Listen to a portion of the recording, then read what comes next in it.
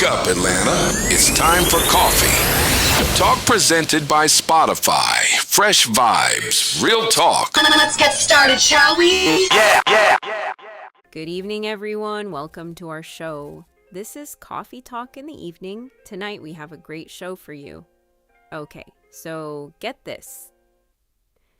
Avatar Legends might just be one of the most ambitious fighting games of the year, but it's also one of the most polarizing. It's like they've created this incredible core experience, but then forgot to finish wrapping the package. Let's dive into it. Oh, I know exactly what you mean. This game is such a roller coaster. On one hand, the gameplay itself is phenomenal, like truly next level for fighting game fans. But on the other hand, there are so many little things missing that it's hard to ignore. Where do you want to start? Let's start with the good stuff because, honestly, the gameplay deserves all the praise it's getting. The combat system is just so fluid and dynamic. It's a fast-paced, mobility-driven 1v1 fighter that rewards creativity and precision. And the flow button, that mechanic alone is worth talking about for hours. Oh, absolutely.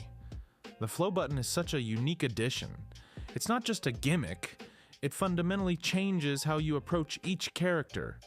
Like, Aang's flow techniques are so true to his character. He can use his glider to attack from different angles, manipulate wind to control his momentum, or even fast fall from the sky. It's like the developers really captured the essence of who Aang is. Exactly. And it's not just Aang. Every character feels like they've been designed with their personality and abilities in mind. Take Azula, for example. She has two forms, Focused and Fire Lord, that reflect her journey in the series. Focused Azula is all about precision and calculated moves, while Fire Lord Azula is this overwhelming force of nature. It's such a clever way to incorporate her character arc into the gameplay. That's what I love about this game. It's not just a fighting game, it's a love letter to Avatar fans. Even Korra's playstyle reflects her personality. She's powerful and skilled, but also reckless, which can get her into trouble if you're not careful with your meter management. It's those little touches that make the game feel so special. Totally. And the combat system itself, beyond just the characters, is so well thought out. The energy meter, for instance. It's not just a bar that fills up as you fight. It's segmented, and you only get 1 point per combo, which forces you to think strategically about how to build and spend your resources. It's a level of depth that you don't always see in fighting games. Right? And that depth is what makes it so rewarding. It's not an easy game to pick up and play, but once you start to get the hang of it, the payoff is extraordinary. The combos you can pull off, the mobility options, the way you can mix up your attacks, it's just so satisfying. But here's where we hit the bad news part of the equation. For all the brilliance in the gameplay, the package around it feels, well, unpolished. There are some surprising omissions and limitations that really hold the game back. Yeah, like the inability to change the difficulty level of the AI in single-player modes. That's such a basic feature, and its absence is baffling. If the matches are too easy or too hard, there's nothing you can do about it.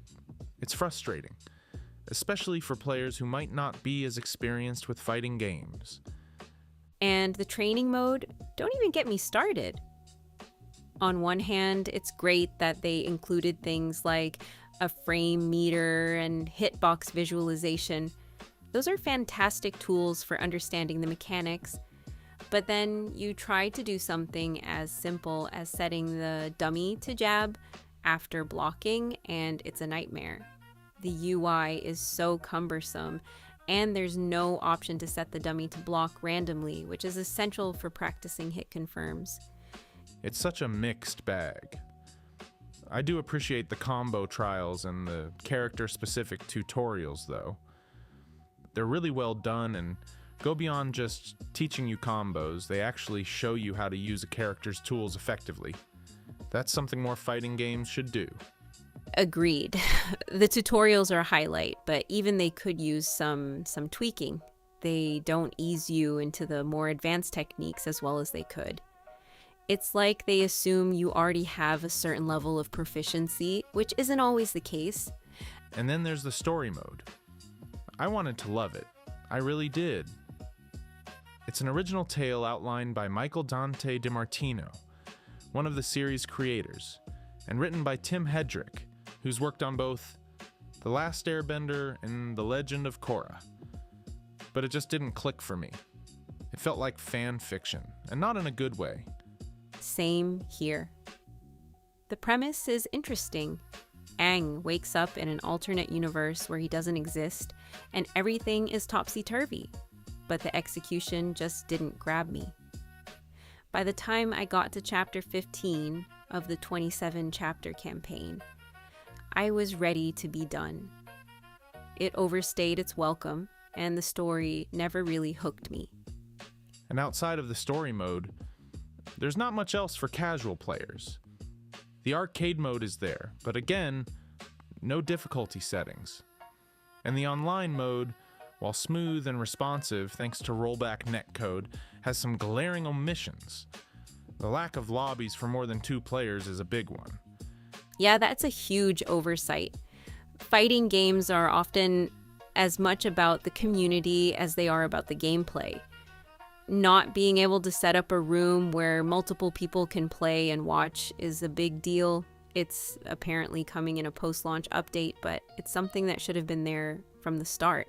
And let's not forget the lack of replay search or replay takeover. Those are such useful tools for learning and improving, especially in a game with so much depth and variety. Their absence is definitely felt. Despite all that, though, I can't help but be excited about the potential of this game. The core gameplay is just so good. It's a love letter to both fighting game fans and Avatar fans, and when it's firing on all cylinders, it's an absolute blast. Totally. It's one of those games where you can see the brilliance shining through the rough edges. If the developers can address some of these issues in future updates, Avatar Legends could become something truly special. Agreed. For now, though, it's a bit of a niche title. Casual Avatar fans might struggle to get into it. But for hardcore fighting game enthusiasts, it's a dream come true. It's got the sauce, as they say. And that's not something you find every day. Well, here's hoping the developers keep building on this foundation. Avatar Legends has the potential to be a masterpiece. It just needs a little more polish to get there.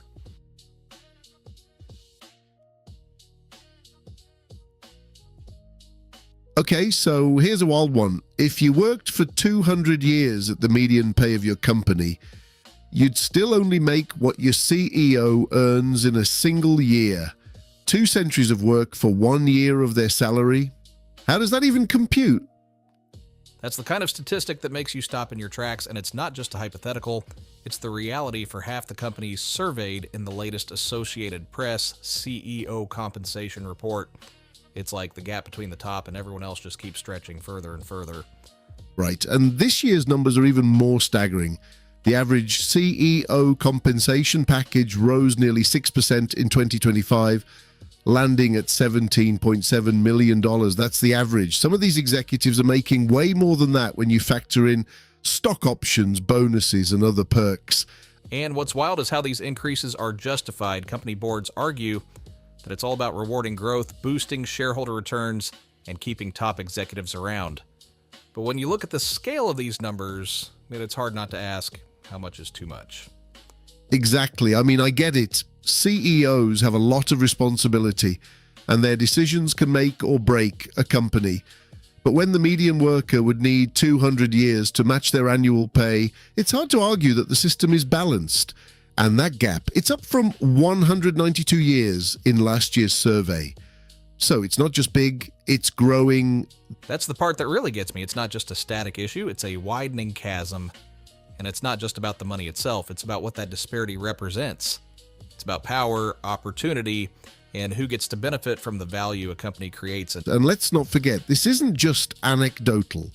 The Associated Press worked with Equilar to analyze pay data for 337 executives at S&P 500 companies. These are people who've served at least 2 full consecutive fiscal years, so it's a pretty comprehensive look at the landscape. It really is, and focusing on executives with a longer tenure gives you a clearer picture of how compensation evolves over time. But still, $17.7 million as an average, that's just mind-boggling. And it raises so many questions about priorities, like are these pay packages really about rewarding performance, or are they just a reflection of how much leverage these executives have? That's a great question. And when you dig into the details, a lot of that compensation is tied to stock performance. On paper, that makes sense. If the company does well, the CEO does well. But in practice, it can lead to some pretty questionable decision-making. Like if a CEO is laser-focused on boosting the stock price in the short term, what happens to the long-term health of the company? Or to the employees who are actually doing the work? Exactly. It's that tension between short-term gains and long-term sustainability, and the workers often end up bearing the brunt of it. They're the ones who face layoffs, stagnant wages, or reduced benefits when the company needs to cut costs to meet those short-term goals. And that's why the 200-year figure is so striking. It's not just a number, it's a symbol of how skewed the system has become. When the median worker has to work for centuries to earn what their CEO makes in 1 year, it's hard not to feel like something is deeply broken. And it's not just about the workers either. This kind of inequality has ripple effects throughout society. It contributes to things like housing insecurity, lack of access to healthcare, and even political instability. When people feel like the deck is stacked against them, it erodes trust in institutions. Right? And that erosion of trust is a big deal. When people don't believe that the system is working for them, it creates this sense of disillusionment. It's like, why bother trying if the odds are so clearly stacked in someone else's favor? And that disillusionment isn't just bad for individuals, it's bad for society as a whole. It creates divisions, fuels resentment, and makes it harder to find common ground on the big issues we're all facing. And that's the irony, isn't it? These companies talk about fostering community, building trust, and creating value for all their stakeholders. But when you look at the numbers, it's clear that the bulk of the value is going to a very small group of people at the top. Exactly, and it's not like these issues are new. We've been talking about income inequality for decades now, but it feels like the problem is getting worse, not better. And that's despite all the talk about corporate social responsibility and stakeholder capitalism. Yeah, those buzzwords are everywhere these days, but at the end of the day, actions speak louder than words. If companies really cared about their stakeholders, meaning everyone who's impacted by their operations, not just shareholders, you'd think they'd be doing more to address these disparities. You'd think so, but it's easier said than done. Changing the system would require a fundamental shift in how we think about compensation, value, and success. And that's a tall order, especially when the people at the top have so much to lose. True, but maybe that's where public pressure comes in.